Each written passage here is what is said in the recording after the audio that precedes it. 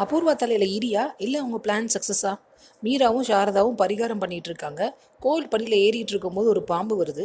பாம்பு பாம்புன்னு அங்கே இருக்கவங்கலாம் கத்துறாங்க. கத்துனது கேட்டு டென்ஷனான மீரா தலையில் வச்சிருந்த பானையை கீழே விட்டுறாங்க. அது உடஞ்சிருது. ஆனால் சாரதா அப்படியே பிடிச்சிருக்காங்க.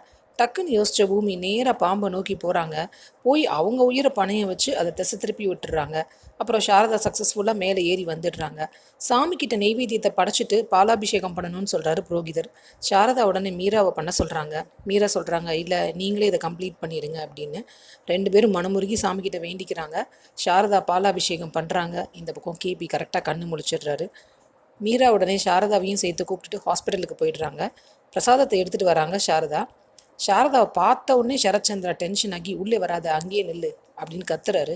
மீரா சொல்கிறாங்க, அண்ணா டென்ஷன் ஆகாதீங்க, நான் தான் கூப்பிட்டு வந்தேன். இன்றைக்கி அவங்களோட பிரார்த்தனைனால தான் இவர் பொழைச்சிருக்காரு அப்படின்னு சொல்லிட்டு நீங்கள் வாங்க, உங்கள் கையால் பிரசாதத்தை வச்சு விடுங்க அவர் நெத்தியில் அப்படின்னு சொல்கிறாங்க.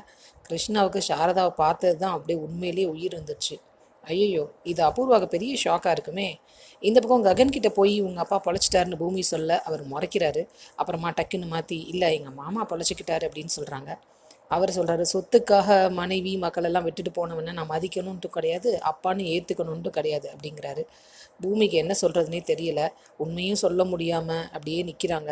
அடுத்து என்ன நடக்க போகுது பொறுத்திருந்து பார்ப்போம். சீரியல் அப்டேட்ஸ்க்கு எங்கள் சேனலை சப்ஸ்கிரைப் பண்ணுங்கள். மீண்டும் அடுத்த அப்டேட்டில் சந்திப்போம்.